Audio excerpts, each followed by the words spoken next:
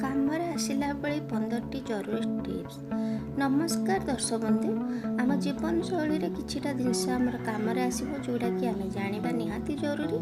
तो चलंतु 15टा टिप्स मु आपण मान को नहीं आसी ता आगुरु फ्रेंड्स माने जे नुआ चैनल टाको सब्सक्राइब करदे, पाखर थिया बेल आइकन प्रेस करदे, लाइक करिवे, सांग साथी सहित शेयर करिवे। नंबर 1, तकिया तळे बही आ मुंड तळे मनी पर्स रखंतु नाही।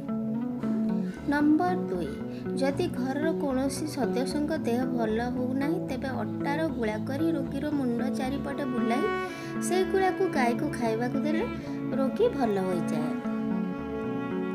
नंबर 3, रुमाल लुहार जिनिस धारुआ जिनिस काहारी को उपहार दियंतु नाही, संपर्क खराब हेबो।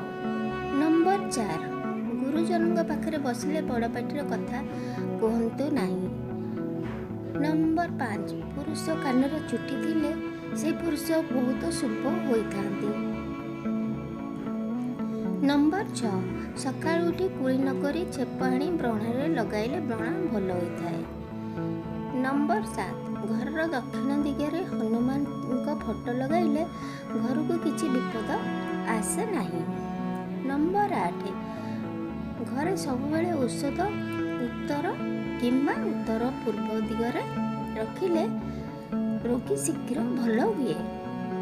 नंबर 9, पुरुषर डाण हाथ पापली और नारीर बाम हाथ पापली कुंडाइले शुभ फल मिले बा शुभ खबर आसे। नंबर 10, गर्भवती महिला माने कमला रस पीले लाभ मिले।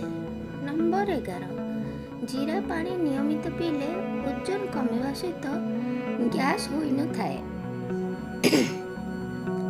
नंबर 12, खाई सारला परे हाथ केबे भी चाटंतु नाही, एपरि कले दुख माड़ी आसे।